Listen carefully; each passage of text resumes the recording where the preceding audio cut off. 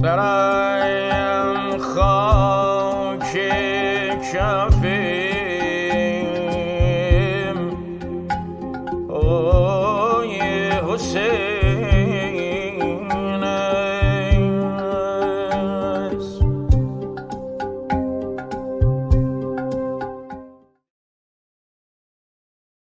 آقا باقری بزرگوار، فرض کنید یک روز در دفتر خودتون حضور دارید.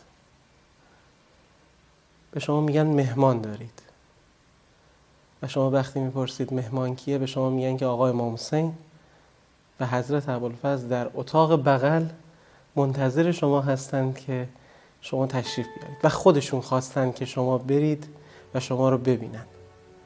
واکنش شما نسبت به این موقعیت و این فضا چیه؟ چی کار میکنید وقتی این دو بزرگوار رو میبینید؟ سوال سختی پرسیدید، ولی این حس رو نه به این صورت ولی بارها در کربلا تجربه کردم.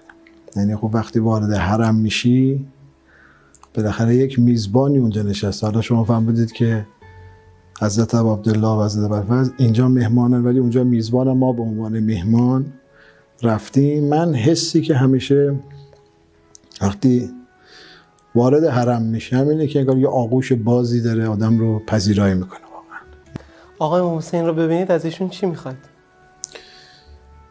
من یه بزرگی رو یک بار از نزدیک دیدم، تو ذهنم خیلی مطالب بود که مثلا دیدم اینو بگم اونو بگم، اینجوری بگم اونجوری بگم. وقتی دیدم مثلا همه چی یادم رفت. به قول اون شعری که میگه گفته بودم چو بیایی غم دل با تو بگویم، چه بگویم که غم از دل برود چون تو بیایی. واقعا وقتی آدم اگر تو اون حالت بتون حس قرار بگیره دیگه دست خودش نیست که چی بخواد بگه و چی نگه و هر چی پیش آید خوش آید اونجا دیگه. دوست دارید آقای امام حسین بهتون چی بگه؟ بگه ازت راضیم.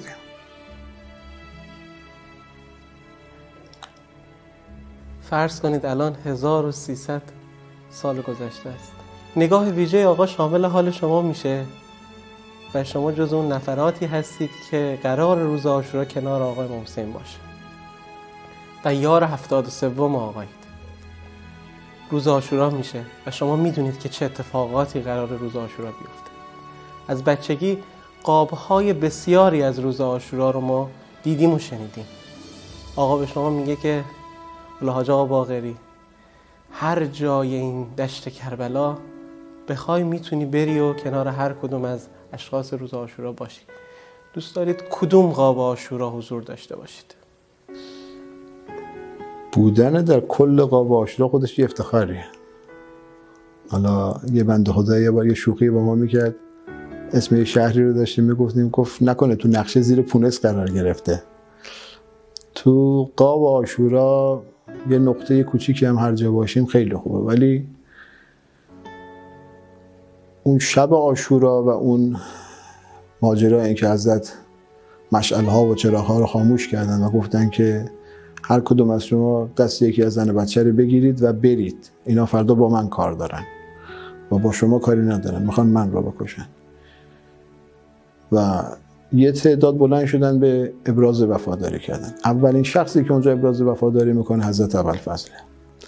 یاران دیگه مثل مسلم ابن اوسجه، مثل زهیر ابن قین، اینا شروع میکنن رجزخوانی ها و ابراز وفاداری خاصی میکنن. یه جمله اونجا هست خیلی جالبه، میگه که ما زنده بمونیم بعد از تو که چی بشه؟ میخوایم در دنیا زندگی بکنیم یا بعد از تو دنیا برای ما فایده ای نداره. آقای امام حسین چه شکلیه؟ نمیشه تصور کرد، ولی خب یک نور مقدس. یعنی خدا خودش وقتی میخواد خودش رو در قرآن تشبیه بکنه، البته خب تشبیه نه به اون صورتی که بگیم واقعا شبیه چیزیه، بخواد به اندازه عقل ما خودش رو معرفی بکنه، خدا خودش رو نور معرفی بکنه. در سوره مبارکه نور در آیه 35 میفرماید الله نور السماوات و الارض، خدا نور آسمان ها و زمین. برگردیم به همون سکانس اول. اومدن با شما صحبت کردن، شما درد دل کردید و آقای حسین و حضرت ابوالفضل دارن میرن. با این دو بزرگوار چطوری خداحافظی میکنید؟ ببینید، خداحافظی اصلا در بحث زیارت و دیدار شاید ظاهر خداحافظی برای بعضیا باشه، ولی به نظر من خداحافظی معنا نداره، چون ما تو زیارتنامه‌های معتبری هم که در حرم اهل بیت میخونیم میگیم وداع میکنیم ولی دوباره میخوایم که برگردیم. اون زیارت آخر یا زیارت وداع که هست میگیم که شما رو به خدا میسپاریم و از خدا میخوایم که این زیارت، حالا زیارت یعنی دیدار و ملاقات، آخرین زیارت و دیدار و ملاقات ما نباشه، دوباره برگردیم. ولی اگر اون اتفاق بخواد بیفته سعی میکنم کاری بکنم که باهاشون برم نمونم، یعنی اگر اعلام رضایت بکنن باهاشون میرم که همراهشون باشم. من یه حرفی تو دلم نگه داشتم که یک بار اینو به حضرت آقا بگم و انشاءالله میبینم یه روز و میگم بهشون که بگم آقا دعا کنید شهید بشیم، چون اگر شهید نشیم میمیریم و اگر بمیریم میبازیم. میگم که دعا کنید که بازنده نباشیم.